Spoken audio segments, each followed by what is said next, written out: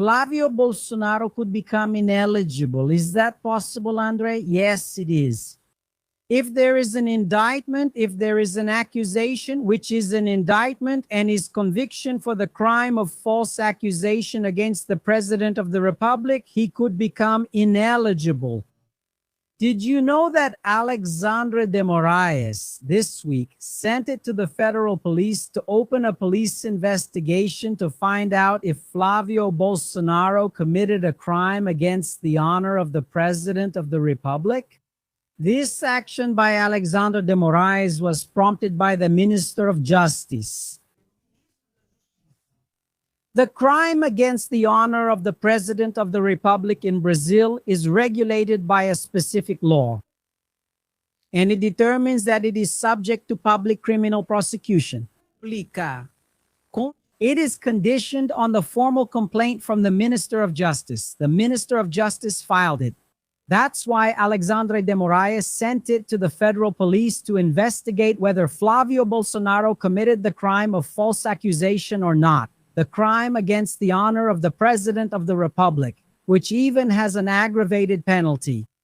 Someone who is in the same situation but a little more serious is Nicolas Ferreira.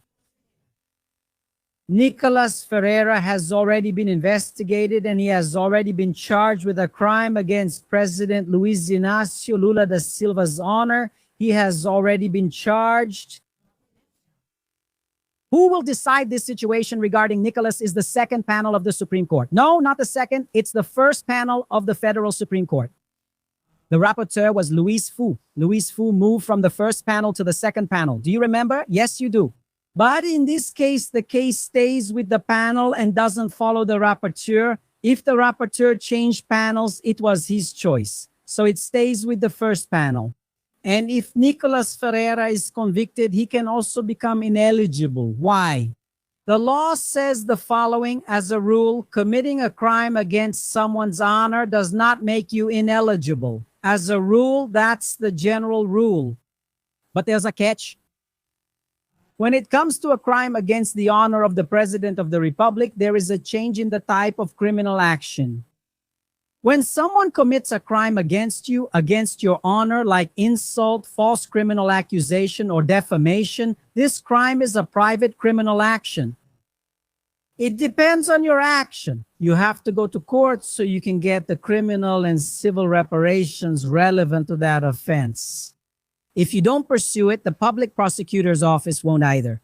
And no one else can pursue it. It's just you. That's what an action is. It's a private criminal action. But there's a catch.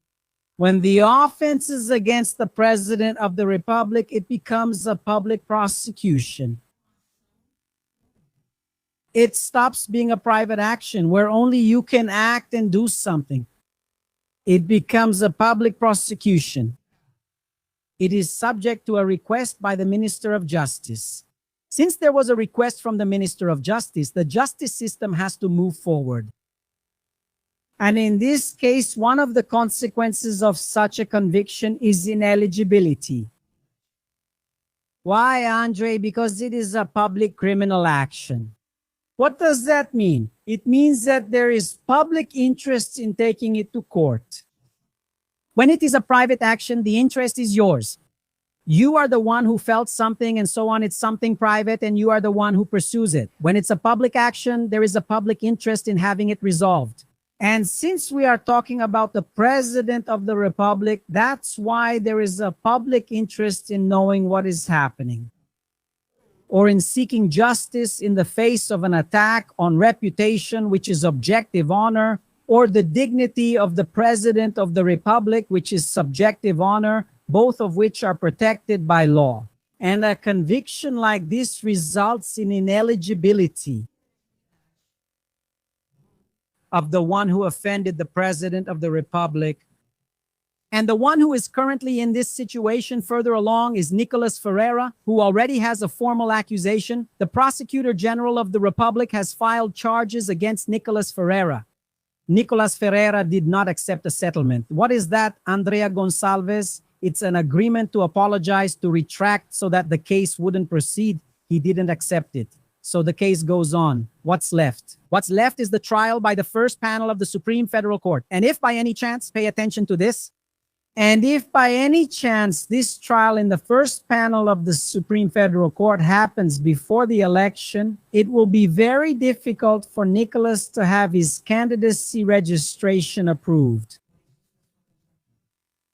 What's interesting is that the law even says that there can be an appeal. There can even be an appeal phase, and if the person files for candidacy registration, this was already established in TSC case law, if the person files for candidacy registration, it will be denied. That's how serious the situation is when the offense is against the President of the Republic or a high authority of the country. And Nicolas is already well advanced in this process. Let's see, right? Let's see what happens. And it's the same with Flavio Bolsonaro Eduardo. However, Flavio Bolsonaro still hasn't been charged. He's still in the interrogation phase, okay? But it could result in ineligibility. Well, I honestly, I've already told you this and I'll say it again. I believe that justice has to work and that justice cannot be delayed, because if it's delayed justice, in fact, it's a blatant injustice, as Rui Barbosa himself taught us back then. And nevertheless, I believe that justice has to work. In this case of Flavio Bolsonaro, I still believe that he has to be defeated at the polls. Do you understand? He has to be defeated at the polls.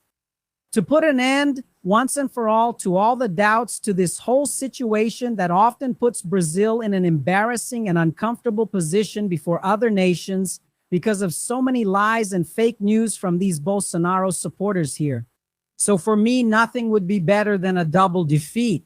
The defeat in 2022 of Bolsonaro, who failed to get reelected, and now the defeat in 2026, where another Bolsonaro, Flavio Bolsonaro, would then be defeated. A crushing defeat. Now, obviously, there are these legal situations that are still ongoing, and I'm here to explain it to you from both the political and legal angles so you can understand the whole situation, and that's a fact. The law says that anyone convicted in a public criminal prosecution, especially by a panel of judges, which is the case with the Federal Supreme Court, if there is a conviction by the panels, it makes the convicted person ineligible. And that's the case with an offense against the president's honor. So that's the situation for Nicolas and also for Flavio Bolsonaro today. Each one at a different stage of proceedings, whether more advanced or just beginning, as I just explained to you. Flavio will become ineligible if convicted of falsely accusing someone of a crime, says expert. Carlos Frota, a lawyer specialized in electoral law, states that if Senator Flavio Bolsonaro is eventually convicted, it could result in the suspension of his political rights and prevent him from running for the presidency. With a master's degree in political sociology, Frota pointed out that the Constitution provides for the suspension of political rights in case of conviction. Without going into the specific case, the Federal Constitution of 1988 is clear in establishing that a criminal conviction, including for crimes against honor, can lead to the suspension of political rights, the expert said. I also brought up the situation of Nicolas Ferreira, who is in the same situation, but whose case is even more serious. Nicolas's case is much further along, okay? What do we want? That Lula wins the election in October and that there is justice, right? Well, what do you think? I don't think Flavio should be blocked by any legal means. Nevertheless, I reiterate, depending on the situation and the seriousness of the situation, that will be the consequence, as I just explained. But I think that for the health of our democracy, it would be better if he lost in the election and take a beating from Lula there in October now in 2026. What do you think? Let's wait and see. Now, regarding Nicolas Ferreira did not accept the criminal settlement. The case could go to trial at any moment. And if he's convicted, he's in trouble. The Attorney General himself brought the charges.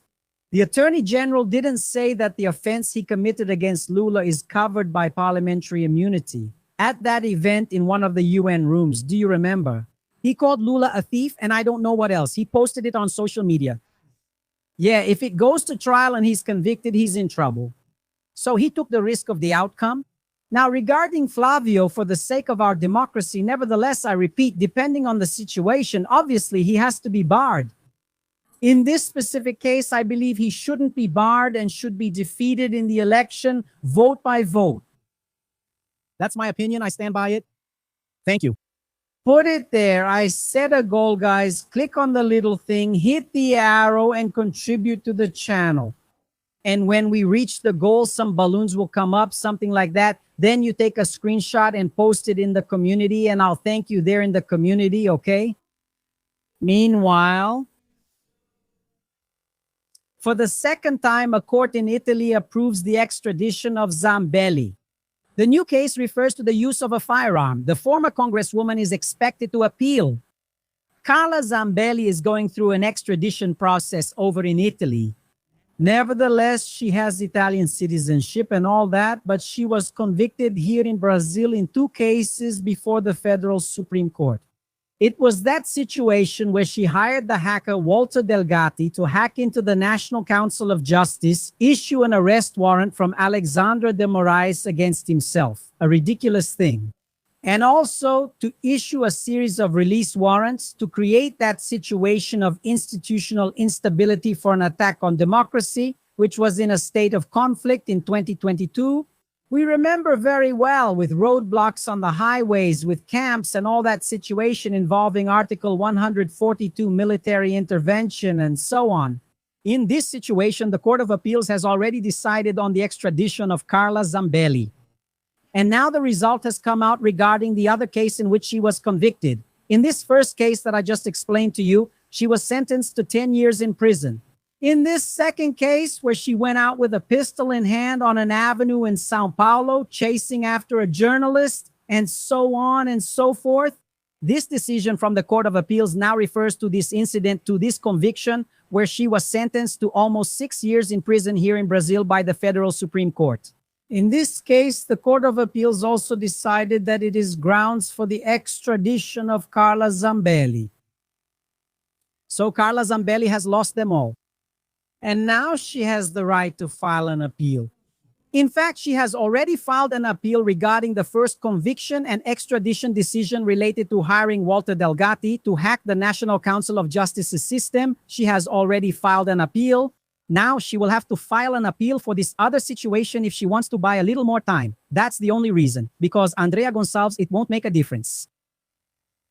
She is going to lose this case. The only one who could, in the end, save her from extradition is Giorgia Meloni, who is far-right and the Prime Minister of Italy, who, by the way, is even being criticized by the far-right itself. Yes, Donald Trump is now going after Giorgia Meloni. They used to be friends. Giorgia Meloni, who is far-right and the Prime Minister of Italy. Now, since she defended the Pope, Donald Trump is presenting himself as Jesus. He's acting as if he were Jesus, and he's attacking the Pope and so on. She stood up in defense of the Pope, and Donald Trump stood up against her.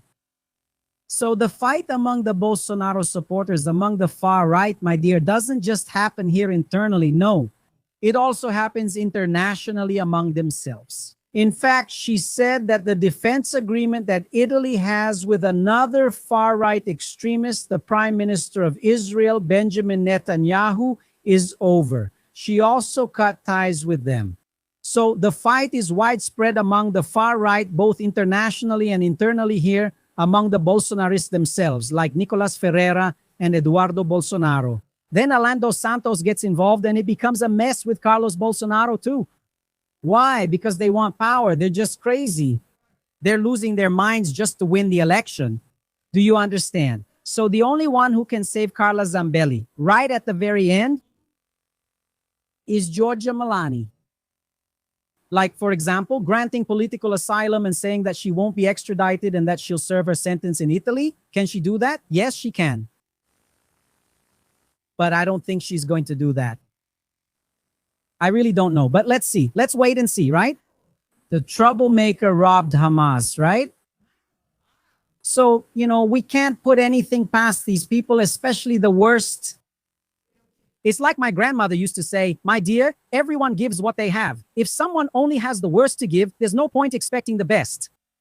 Even if it's the law, anything, they don't care about the law. They don't care about the Constitution. They don't care about anything, about nothing. They just want to cause trouble. That's all. So Zambetta here, look, lost again. Zambetta got screwed. Put it. Zambetta got screwed. She's screwed. Look here, look. The vote to end the 6-on, 1-off schedule in the chamber was postponed for weeks after a Bolsonarist congressman, right, from the PSD, but he's always been a Bolsonarist, asked for more time to review it, who works on a 3-on, 4-off schedule and has accumulated dozens of absences, claiming he didn't have time to read the proposal, saying he didn't have time. In fact, the federal deputy, Bias Kishis, also made the request on behalf of the entire PL caucus. Then Matthias here posted, look, this is Lucas Rederker from PSD, a federal deputy from Rio Grande do Sul, who asked for time to review it and postponed the vote on the 6-by-1 constitutional amendment. The reason? He said he didn't have time to read it. So I did some research and saw that he only participated in 23% of the votes in 2026. Absurd. He only showed up for 23% of the votes. Out of every 10 plenary sessions, he only participated in 2. Get the code. The scoundrel doesn't work and screws over those who do. Can you believe it, or do you want more? It's just like I told you all. We need to put an end to this schedule, the 6-on, 1-off schedule. If a federal deputy works 3 days on and 4 days off, why should a worker in Brazil have to work 6 days on and 1 day off? If a deputy works 3 days and gets 4 days off, why does a worker have to work 6 days and only get 1 day off? It doesn't make sense. And look, the change is modest. The change establishes that you will work 5 days and have 2 days off. For every 5 days you work, you will have 2 days off. That's still too little. It's already, could it be increased just a little bit more without a salary reduction? So what are they complaining about then? There's a catch. If it doesn't change for workers, we'll make the parliamentarians change it. Did you understand? That's the situation. And why do they take to the streets to make the parliamentarians change? They put the pressure on them and expose them. Then they approve it really quickly. Just mess with them and you'll see. They approve it fast. Should we look at their shamelessness so we remember it? Because there are people who forget when I just talk about it. But there are people who, when they see it, never forget. It's visual memory. Some people have better auditory memory and some people have better visual memory. That's why we need to talk and show. Let's take a look at Bia Kicis' pale face as she requests a review on behalf of the entire PL caucus. So you never forget this. And to know who is on the worker's side and who is against the worker. Because when it's time to ask for votes, don't worry. They'll come after you to ask for your vote. Look here. Look at the pale face. Bia Kicis here. Pay attention to what she's going to say. Make it big. Make it big, Brazil. Look here at what she's going to say. Pay attention to what she's going to say here. She spoke really quickly. Did you see that she spoke really quickly? President, let's also request a joint review. This one next to her had already requested a review. Then she went ahead and requested a joint review for the PL.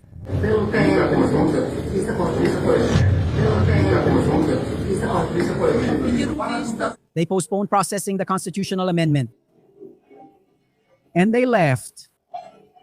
They left. They left. There's no way to request a review. There's no review.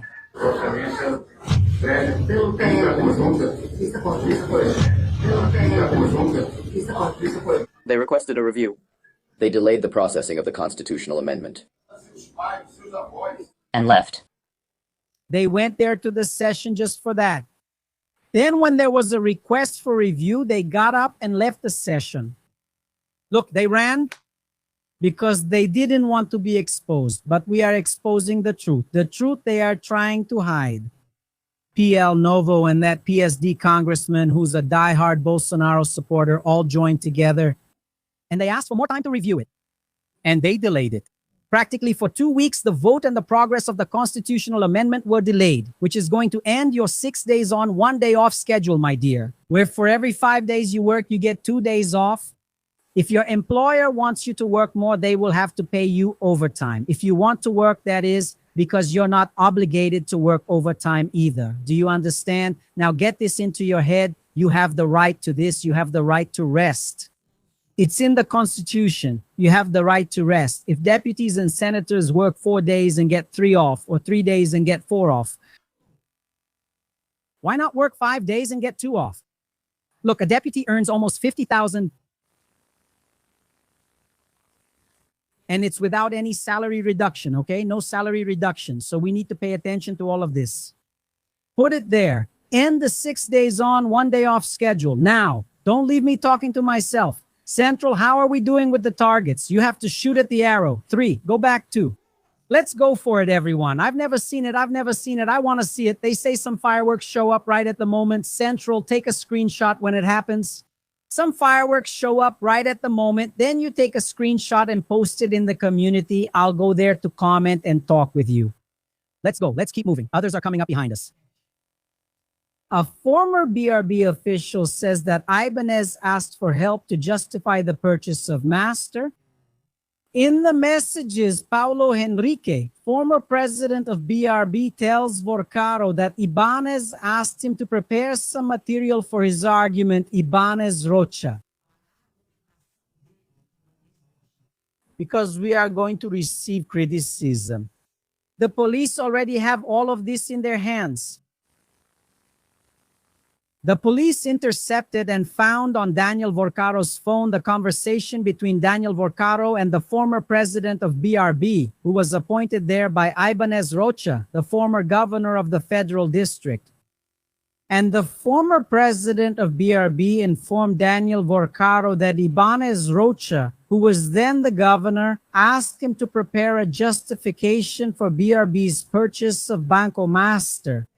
More than 2 billion, because they would be heavily criticized. At the same time, the federal police also found conversations between the former president of BRB and Daniel Vorcaro. What did the federal police find based on this evidence and these conversations? That nearly 200 million reason bribe payments had been agreed upon.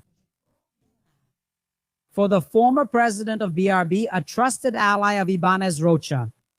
And the police managed to trace the transfer of 6 properties worth almost 80 million reais for the former president of BRB, an ally of Ibanez Rocha who was put there. They got everything. The federal police got everything. That's why he was arrested today. He was arrested along with a man named Daniel, a lawyer, who also handled all those fake contracts to launder money, to do this and that, so that people wouldn't notice the fraud and the payment of the bribe. Let me repeat, almost 200 million. What did the federal police find out? There's more? All right. There is. That bribe was only for the president of BRB. There must be more people who receive bribes at Ibanez. Stop. With the exposure of the billion-dollar fraud, shall we take a quick look? Including the dialogues. Let's read this first, then look at the dialogue. Look here. In exchange for conversations, Paulo Henrique, who was the former president of BRB, arranges a bribe with Vorcaro.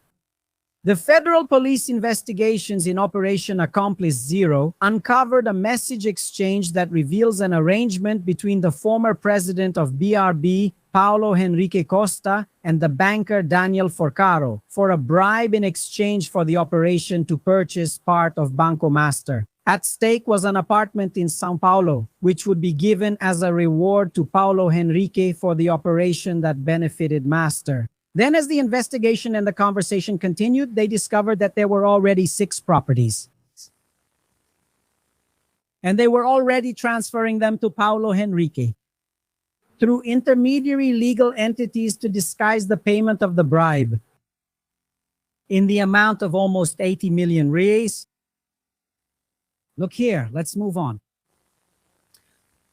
Daniel Montero, Master's lawyer. Master's lawyer was also arrested. He was arrested accused of running a multi-billion scheme between banks. Daniel Lopes Montero is accused of providing legal shielding for fictitious credit portfolios and designing schemes to hide luxury properties for the former president of BRB, Paulo Henrique Costa. This lawyer was also arrested today, both of them. Check out a snippet of their conversation here. I'll make it bigger, make it bigger. Paulo Henrique. I did the math to get to the amount we agreed on. Depending on the final amounts, it would be the Lafair house, which still just has the subfloor. Deleting some messages. He said that he was deleting, he would say something and then delete the message. The federal police are recovering a lot of messages. Then Daniel Focaro replied, "You mean Leopoldo's house, right? The penthouse you went to. And because Heritage is better than Lafair, isn't it? I was looking there to see which property would be better to buy, to pay the bribe, part of the bribe." Then Paulo, the former president of BRB, replies, "This one was huge. Chris took us to the Lafair house, a standard apartment. Yes, much better, Daniel Boccaro. And we're going to have their new ones from now on." Daniel Boccaro. "Hey, my friend, great. I'm excited too. I'll coordinate everything with Daniel. Daniel is the lawyer who was arrested today. I'll put you in touch with someone who'll show you the apartment." To Henrique, deal. Then they keep chatting. In another exchange of messages, Paulo Henrique asks Daniel Boccaro about the progress regarding the properties that would be transferred to him through legal entities. There was the lawyer drawing up sham, fake contracts to hide all this money laundering of the bribe money. Then Paulo Henrique spoke. "Friend, people are waiting for your approval regarding the properties in São Paulo. In São Paulo, can you help?" Then Daniel Boccaro by my side, I gave him free rein. "Where is it stuck? You can tell me." He had already approved the purchase of whatever he said was to be bought.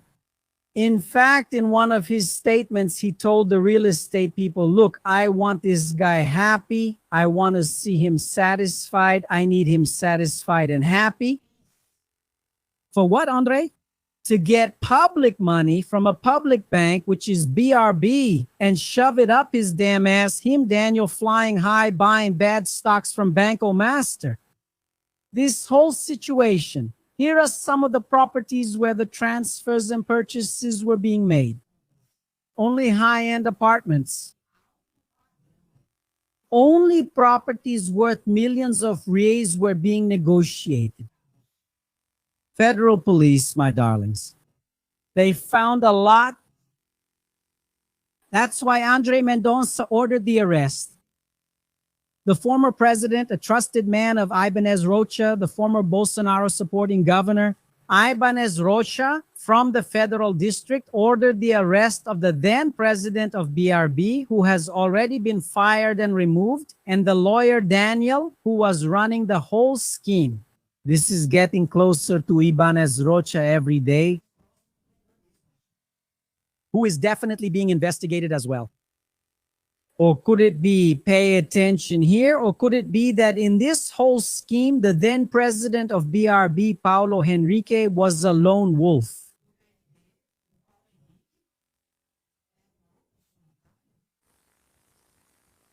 He did everything, absolutely everything. So, was it just him taking bribes? Even Ibanez Rocha himself asked him to make excuses for him, to give to the press and to the people about why he was using public money from the public bank to buy more than 12 billion worth of Daniel Volcaro's shares in Banco Master. Do you really believe that Paulo Henrique is a lone wolf? I don't believe it. I believe that Ibanez Rocha is involved up to the top of his head. I could say up to his neck, but that's not enough. It's even higher. He's completely involved. And he's the one responsible because he was the one who made Paulo Henrique president of BRB. And here's something interesting. This is the same president who approved the loan of almost 6 million for Flavio Bolsonaro to buy his mansion. Yeah, it is. It's all mixed together. Then we remember the Banco master fraud. We remember the Bolsonaro supporter Campos Neto, former president of the central bank who ended up letting things happen. We remember Senator Ciro Nogueira, who tried to help in every possible way. Banco Master with the amendment that became known as the Master Amendment, which, if it had been approved, would have allowed Banco Master to continue the fraud for longer, for more years.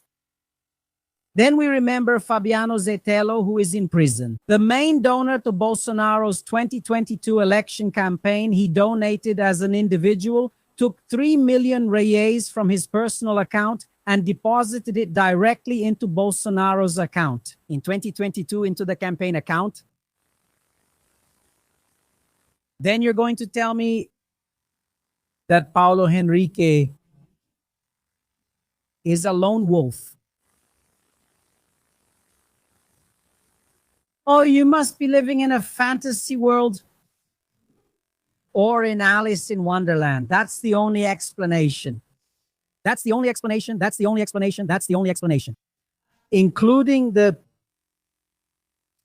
one who was then the finance minister. Fernando Haddad said a little something about this Banco Master situation. Look at what he said here.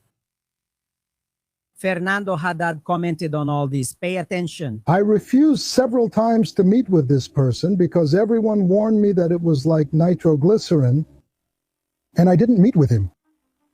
I meet with many businessmen and various people. Now, when you are warned, you say, man, something really strange is happening here. The country, faced with a banking crisis, with a banking fraud of this magnitude, needs answers. The documentation for this case is very robust. What happened is very serious. It's the biggest banking fraud in the history of Brazil. For us to simply pretend that nothing happened, we can't do that. Catching just the small fry is pointless. You must get to the core of the issue. And I refused. That's right. Because of that and much more, I don't believe that Ibanez Rocha isn't involved. I believe there will be a senator involved. For me, it could be Ciro Nogueira. I'm not stating it as a fact, but there are suspicions.